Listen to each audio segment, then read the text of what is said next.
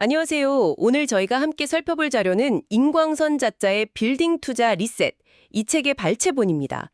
네, 요즘 주식, 코인, 아파트 투자 이야기는 정말 넘쳐나는데, 빌딩 투자는 좀 다르죠. 수십억, 수백억이 오가니까 왠지 어렵고 좀 멀게 느껴지기도 하고요. 맞아요. 접근성이 좀 낮다고 느끼시는 분들이 많죠. 네. 근데 이 책은 바로 그 빌딩 투자의 본질, 그러니까 건물의 진짜 가치를 어떻게 봐야 하는지에 대한 새로운 기준을 제시하고 있습니다. 단순히 돈 버는 기술 이런 것보다는요, 좀 안정적인 투자 방향을 찾는 데 초점을 맞추고 있어요. 네, 맞습니다. 이 책의 그 가장 큰 특징이라고 한다면 세금 절약법이나 대출 활용법 같은 그런 부수적인 기술보다는요. 빌딩이 자리한 상권 그리고 입지, 이 본질적인 가치 분석에 아주 집중한다는 점입니다. 아, 본질이요? 그렇죠. 아무리 좋은 기술을 써도 투자하는 상품 자체가 그러니까 빌딩과 그 입지가 좋지 않으면 사실 큰 의미가 없다는 거죠. 그렇죠.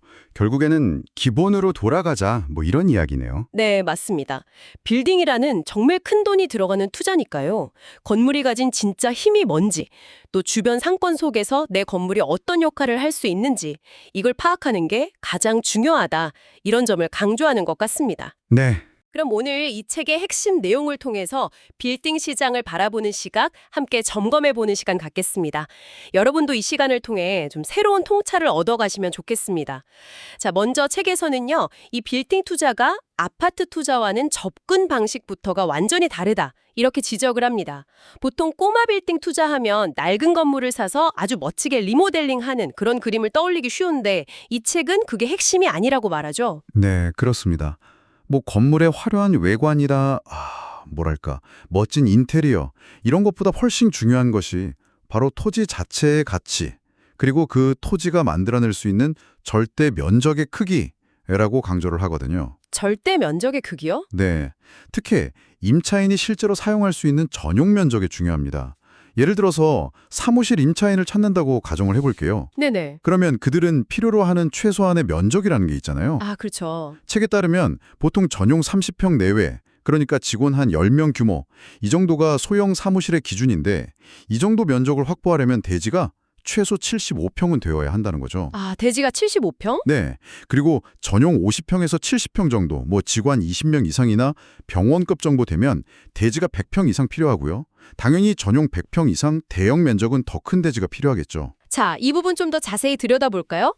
그러니까 아무리 건물을 정말 멋지게 고친다고 해도 한 층의 전용 면적이 20평도 채 안 나온다. 이러면 사무실 임차인 구하기는 사실상 어렵다. 이런 의미군요. 네, 정확합니다. 루프탑이나 테라스 이런 건 부가적인 요소일 뿐이고 기본적인 경쟁력은 결국 이 전용 면적에서 나온다. 이런 거네요. 네, 책에서는 아주 단호하게 활용성 없는 효율성은 의미 없다. 이렇게 이야기합니다. 활용성 없는 효율성. 네, 건물의 계단이나 엘리베이터 같은 공용 면적을 빼고 난 실제 사용 면적이 임차인이 필요로 하는 그 면적에 맞지 않으면 아무리 건물을 효율적으로 설계해도 소용없다는 뜻이죠. 그렇죠. 특히 입지가 아주 압도적으로 좋지 않다면 너무 작은 면적은 결국 건물의 활용 가치를 떨어뜨리고 수익률 저하로 이어질 수밖에 없습니다. 예를 들어서 주거지역에서 건폐율 차이를 활용해서 한 층의 면적을 최대한 넓게 뽑는 그런 다가구 주택 사례처럼요. 빌딩 투자 역시 임차인이 원하는 실질적인 공간 활용도 이걸 최우선으로 고려해야 한다는 겁니다.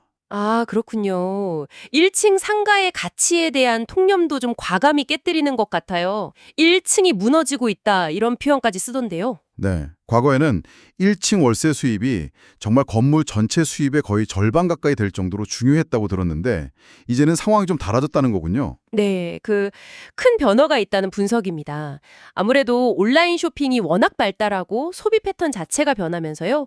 길 가다가 그냥 우연히 들어가는 워킹 손님의 중요도가 크게 낮아졌습니다. 맞아. 요즘 다 검색해보고 가니까. 그쵸. 요즘은 대부분 스마트폰으로 미리 검색하고 목적지를 딱 정해서 방문하잖아요. 그러다 보니까 굳이 비싼 임대료를 내면서까지 1층을 고집할 이유가 줄어든 업종이 많아진 거죠. 예를 들면요. 뭐 은행이 ATM 기기만 1층에 남겨두고 지점 자체는 위층으로 옮긴다거나 아니면 그 유명 빙수 프랜차이즈 있죠? 설빙. 네, 설빙. 네, 거기가 의도적으로 2층 이상이 입점해서 초기 비용을 아끼는 뭐 그런 사례가 대표적입니다. 오히려 1층을 과감하게 필로티 구조로 만들어서 주차 공간을 확보하는 게 건물 전체의 임대 경쟁력을 높이는 방법이 될 수도 있고요. 아, 주차 공간 확보가 더 중요할 수도 있겠네요. 네, 입지에 따라서는 1층이 오히려 가장 큰 공실 리스크를 안게 될 수도 있다. 이 점을 좀 인지해야 합니다. 부동산 가치를 결정하는 가장 중요한 요소, 뭐 누구나 입지를 꼽잖아요. 그렇죠. 첫째도 둘째도 셋째도 입지죠. 네. 이 책에서는 좋은 입지, 그러니까 좋은 상권을 어떻게 찾아야 한다, 이렇게 설명하나요?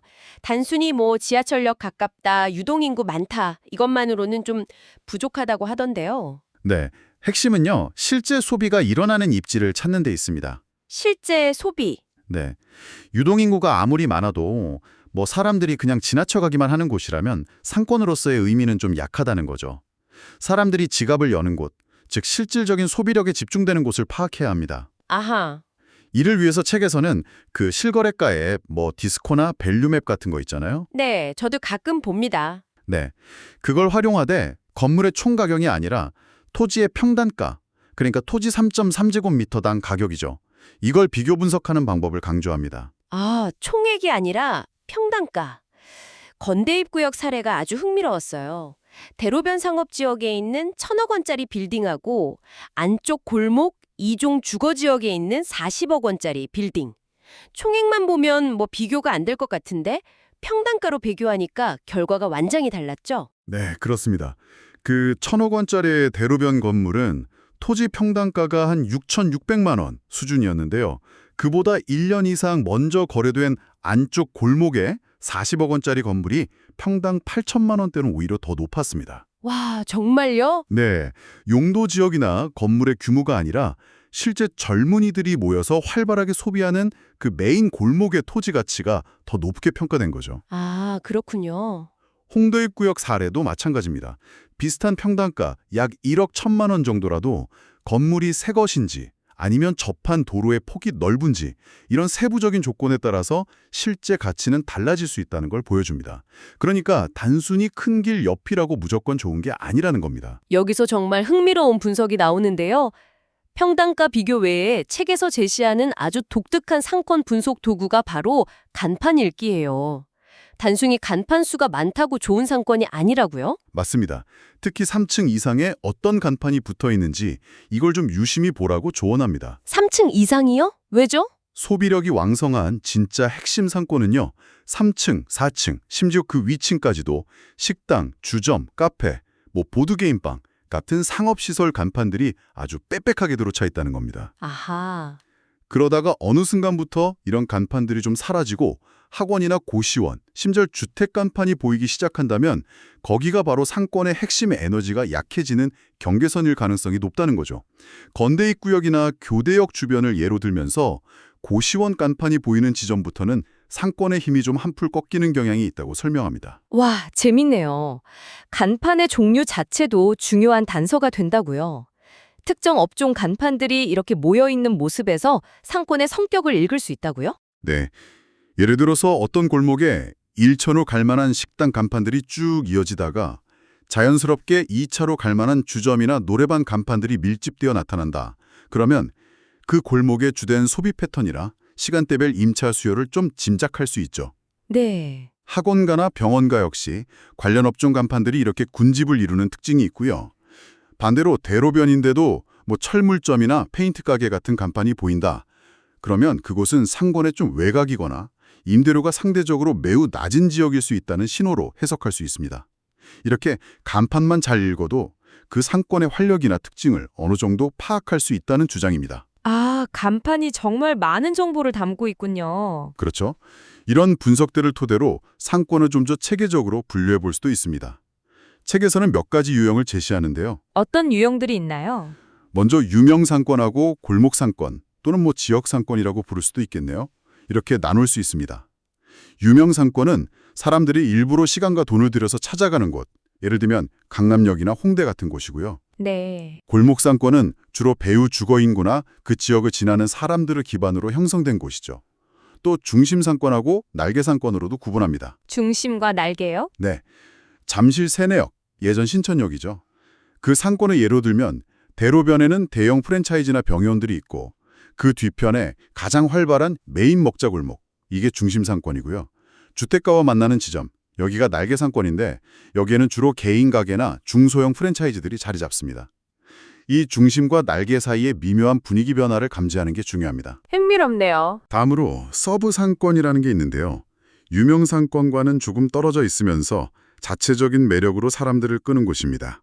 가로수길이나 속리단길 같은 곳이 대표적이죠. 다만 이런 곳은 도보 접근성이 좀 떨어지거나 상권 자체의 흡입력이 약하면 외부 요인에 의해 쉽게 흔들릴 수 있다는 특징이 있습니다. 아, 변동성이 좀 클 수 있겠군요. 그럴 수 있죠. 마지막으로 항아리 상권입니다. 외부로의 유출입이 적고 주로 배후 아파트 단지 같은 고정 수요를 바탕으로 자족적인 소비가 이루어지는 곳인데요. 일산 신도시 상권이나 대치동 학원과 같은 곳이 예시가 될 수 있겠네요. 안정적이긴 한데 폭발적인 시세 상승을 기대하기는 좀 어렵다는 특징이 있습니다. 와, 상권 유형도 정말 다양하네요. 책에서는 또 상권마다 고유한 테마나 관습이 존재한다 이렇게 이야기하는데 이게 왜 중요할까요? 강원도 화천 상권이 이기자 부대 해체 소식 이후에 크게 위축됐던 사례를 들어 상명하던데요. 네, 이 분석에서 주목할 부분은 상권의 핵심 동력, 그러니까 테마가 무엇인지 알아야 그 상권의 미래, 즉 지속 가능성을 예측할 수 있다는 점입니다. 아, 지속 가능성? 그렇죠. 화천 상권의 핵심 테마는 군인 수요였잖아요. 만약에 국방개혁 2.0 발표 등으로 군부대 이전이나 해체 가능성을 미리 알았다면 투자자들은 리스크에 대비할 시간을 벌 수 있었을 겁니다. 그렇죠. 미리 알았다면. 마찬가지로 특정 상권이 요즘 핫하다고 해서 무작정 투자할 게 아니라 왜 뜨는지, 그 이유가 그냥 반짝 유행인지 아니면 지속 가능한 힘을 가진 테마인지를 좀 냉정하게 분석해야 한다는 겁니다. 그렇군요. 그럼 구체적인 상권 사례들을 통해 이 테마 분석을 좀 더 깊이 있게 살펴보죠. 한때 정말 뜨거웠던 경리단길은 왜 그렇게 급격히 힘을 잃었을까요? 경리단길의 본질적인 테마는 좀 조용하고 이국적인 분위기, 다소 높은 가격대, 그리고 특정 취향을 가진 마니아들을 위한 서브 상권이었거든요. 네, 맞아요. 좀 독특한 가게들이 많았죠. 그렇죠. 그런데 대중교통 접근성이 떨어지고 주차가 불편하고 길 자체도 좁고 가파른 편이라 사실 많은 유동인구를 감당하기에는 물리적인 한계가 있었죠. 아, 근데 SNS를 통해서 갑자기 너무 유명해지면서 감당할 수 없는 인파가 몰렸고 결국 경리단길만의 그 고유한 색깔은 사라지고 임대료만 치솟는 젠트리피케이션 현상만 남게 된 겁니다. 책에서는 이곳이 테이블 회전율로 승부하는 곳이 아니라 객단가가 높은 아이템으로 승부해야 하는 상권인데 그 테마를 무시하고 단순히 유동인구만 늘리려 한 것이 실패 요인이라고 분석합니다. 아, 상권의 본질을 놓쳤다는 거군요. 패션과 문화의 중심지였던 가로수길의 침체 논란은 그럼 어떻게 해석해야 할까요? 공실 늘었다는 기사가 꽤 있었거든요. 책에서는 가로수길 자체를 독립된 상권으로 보기보다는 더 큰 신사역 상권의 일부, 특히 날개나 서브 상권의 성격으로 봐야 한다고 주장합니다. 신사역 상권의 일부로? 네, 실제 소비 활동이 가장 활발하게 일어나는 중심 상권은 신사역 8번 출구 뒤편의 그 먹자골목이라는 거죠. 가로수길은 패션, F&B, 문화와 결합된 독특한 테마를 가진 고리였고 압구정 문화와도 연결되었지만 온라인 쇼핑 확산이나 높은 임대료, 즉 젠트리피케이션에는 좀 취약한 구조였습니다. 실제 유동인구 데이터를 봐도 신사역 주변에 훨씬 많은 인구가 집중되어 있다는 분석이고요. 소비 발생의 핵심은 여전히 신사역 주변이라는 시각이죠. 그렇군요. 가로수길 자체보다는 신사역 전체를 봐야 한다는 거네요. 반면에 성수동은 한국의 브루클린이라고 불리면서 아주 성공적으로 자리 잡았습니다. 그 비결은 뭘까요? 단순한 유행 이상의 어떤 힘이 느껴지는데요. 네, 이걸 좀 더 넓은 맥락에서 보면 성수동 성공의 핵심 동력은 단순한 입소문이 아니라 무신사와 같은 특정 기업들이 주도적으로 새로운 문화적 테마를 만들고 정착시킨 것에 있다고 봅니다. 아, 기업의 역할이 컸군요. 그렇죠. 한국의 브루클린이라는 명확한 컨셉 아래 무신사 테라스나 스튜디오 성수 같은 공간을 조성하고 지속적으로 유명 브랜드 팝업 스토어를 유치하는 등 패션과 문화의 중심지라는 이미지를 아주 적극적으로 구축했죠. 디올 같은 글로벌 명품 브랜드가 대규모 플래그십 스토어를 연 것도 이런 흐름을 강화했고요. 그러니까 단기적인 이슈가 아니라 지속 가능한 문화적 기반을 기업 차원에서 만들고 투자한 것이 주요했다는 분석입니다. 정말 체계적인 노력이 있었네요. 아주 오래된 상권인 종로는 여러 변화 속에서도 여전히 건재한 모습을 보입니다. 그 이유는 무엇이라고 봐야 할까요? 한때 대로변 공실 문제도 제기됐었는데요. 종로는 대한민국을 대표하는 CBD, 즉 중심 업무지구로서 압도적으로 많은 직장인 소비층과 교통의 요지라는 오랜 관습적인 힘을 가지고 있습니다. 관습적인 힘이요? 네. 물론 대로변의 의류 매장처럼 일부 업종은 온라인 쇼핑 확산으로 타격을 받은 것이 사실입니다. 책에서도 그 뱅뱅 매장이 오랫동안 비어있던 사례를 언급하죠. 네, 기억납니다. 하지만 이것은 상권 전체의 몰락이라기보다는 특정 상품, 즉 대로변 소매업의 경쟁력 약화로 봐야 한다는 시각입니다. 종광역 뒤편의 먹자골목들은 여전히 직장인들의 저녁 모임이나 회식 장소로서 강력한 힘을 발휘하고 있습니다. 상권의 핵심 테마인 직장인 수요가 여전히 굳건하기 때문이죠. 아, 상권의 몰락이지 상권의 몰락은 아니다. 흥미로운 관점이네요. 비슷한 대학가 상권이었는데 이대와 신촌의 명암이 엇갈린 이유는 무엇일까요? 특히 이대 앞 상권이 과거의 명성을 많이 잃었다는 이야기가 많잖아요. 네, 여기서 중요한 질문을 던져볼 수 있겠네요. 두 상권의 핵심 테마가 근본적으로 달랐기 때문이라는 분석입니다. 테마가 달랐다. 네, 이대 상권은 주로 옷, 신발, 액세서리, 화장품 등을 파는 소매점 중심 상권이었습니다. 그렇기 때문에 온라인 쇼핑 확산이라는 트렌드 변화에 직격탄을 맞을 수밖에 없었죠. 한때 중국인 관광객 특수로 반짝 활기를 띄웠지만 그 효과는 지속되지 못했습니다. 아, 소매점 중심이었군요. 반면에 신촌은 소매점보다는 먹고 마시는 모임의 장소로서의 관습적인 힘이 훨씬 강한 상권이었습니다. 여러 부침, 예를 들면 록카페 단속이라든지 차 없는 거리 지정 같은 일을 겪었음에도 불구하고 사람들이 만나서 시간을 보내는 핵심 먹자골목 상권은 그 힘을 유지하고 있다는 분석입니다. 아, 그래서 신촌은 버텼군요. 네, 책에서는 신촌은 죽은 것이 아니라 줄어든 것이다. 이렇게 표현하면서 여전히 살아있는 상권임을 강조합니다. 다만 신촌 내에서고 연세대 정문 앞 대로변이나 현대백화점 뒤편 메인 골목과 창소초등학교 쪽으로 이어지는 골목 사이에는 3층 이상 상가 활성화 정도의 좀 차이가 있는데 이런 디테일을 파악하는 것이 중요합니다.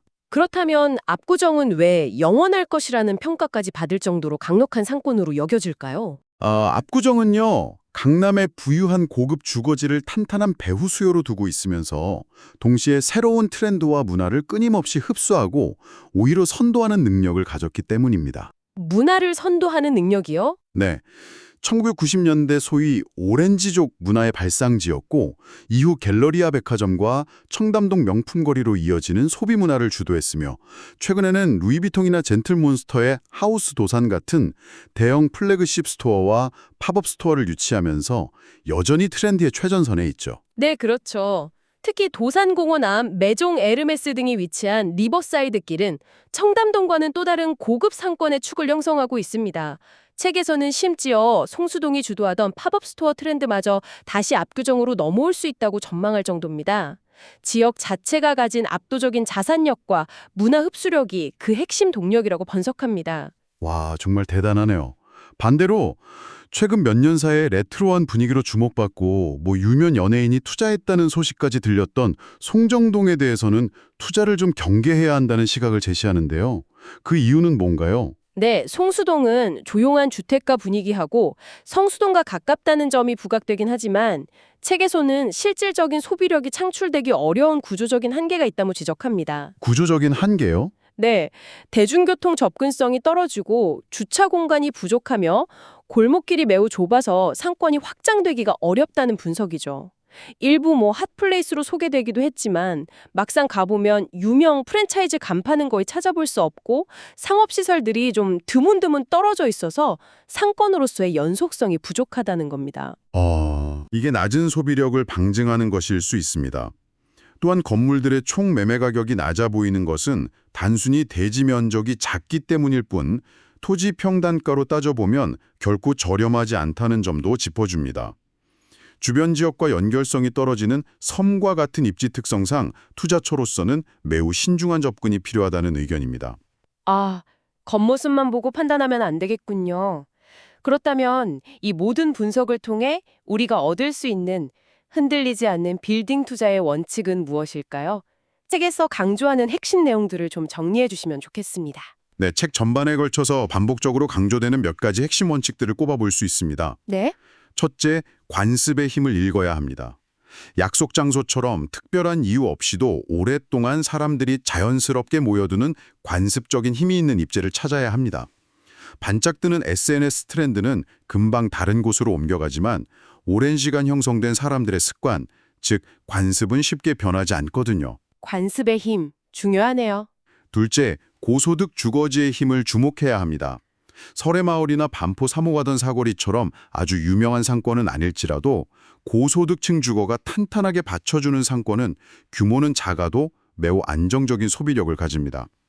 소위 강남 불패 신화의 근본적인 이유도 결국 고급 주거, 풍부한 업무시설, 발달한 상업, 우수한 교육 환경, 다양한 문화 인프라가 모두 집약되어 있고 글로벌 경쟁력까지 갖추었기 때문이죠.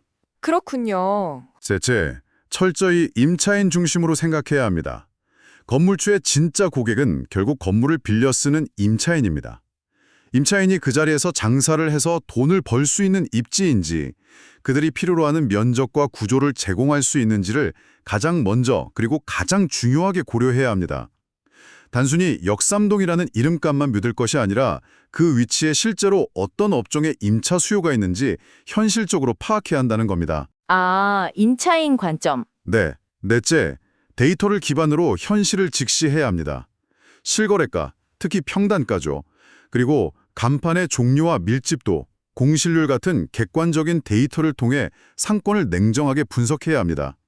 동시에 앞서 이야기한 1층 상가의 가치 변화나 젠트리피케이션 가능성 같은 현실적인 문제들도 외면하지 말고 반드시 고려해야 하고요. 네. 다섯째, 단점과 리스크를 검토하는 것을 두려워하지 마십시오. 매력적인 장점만 보고 섣불리 투자하기 쉽지만 반드시 그 건물이 가진 단점을 찾고 그 영향력을 평가해야 합니다. 급매로 나왔다거나 매도인이 다시 임차인으로 들어오는 리스펙 조건 등 달콤해 보이는 제한 뒤에 숨겨진 리스크는 없는지 철저히 따져봐야 합니다. 리스크 검토. 마지막 여섯째, 맹목적인 추종은 절대 금물입니다. 유명인이 투자했다더라, 요즘 SNS에서 여기가 뜬다더라 하는 이야기에 휩쓸리지 말아야 합니다. 상권의 근본적인 가치를 스스로 판단하고 자신의 투자 목적과 자금 상황에 맞는 매물을 신중하게 선택하는 것이 중요합니다. 정말 심층적인 분석과 냉정한 판단이 필수적이군요. 단순히 건물이 좋아 보인다거나 요즘 뜨는 동네라는 이유만으로는 성공적인 빌딩 투자를 기대하기 어렵다는 점 다시 한번 확인하게 됩니다. 네, 오늘은 임광선 작가의 빌딩 투자 리셋을 통해 빌딩 투자를 바라보는 새로운 관점과 핵심 원칙들을 깊이 있게 살펴봤습니다. 건물의 겉모습이나 단기적인 이슈에 흔들리지 않고 토지의 본질적인 가치, 임차인이 필요로 하는 실질적인 면적, 그리고 상권의 특성과 흐름을 읽는 눈이 얼마나 중요한지 깨닫는 시간이었습니다. 그렇습니다. 간판 하나하나에 담긴 의미를 읽고 골목길의 성격을 파악하며 각 상권이 가진 고유한 테마와 관습을 이해하는 것이야말로 안정적인 빌딩 투자의 출발점이라고 할 수 있습니다. 네. 물론 오늘 다룬 내용 외에도 책에는 건폐율과 용적률 계산법이나 감정평가 방식 등 더 구체적이고 기술적인 정보들도 많이 담겨 있으니 관심 있는 분들은 직접 책을 통해 더 깊이 탐구해 보시는 것도 추천해드립니다. 네, 오늘 저희가 나눈 이야기가 여러분께서 빌딩 투자 시장을 바라보는 시각을 새롭게 리셋하는 데 조금이나마 도움이 되었기를 바랍니다. 마지막으로 청취자 여러분께 이런 질문을 던지며 마무리하고 싶습니다. 네. 이 책은 주로 현재와 과거의 데이터를 기반으로 상권의 패턴과 관습을 분석하는 데 초점을 맞추고 있는데요. 앞으로 원격 근무의 확산, 온라인 소비의 심화와 퀵커머스 같은 새로운 유통 모델의 등장, 그리고 계속 변화하는 도시개발 정책과 같은 미래의 거대한 흐름은 오늘 우리가 이야기한 상권 분석을 룰을 어떻게 바꾸게 될까요?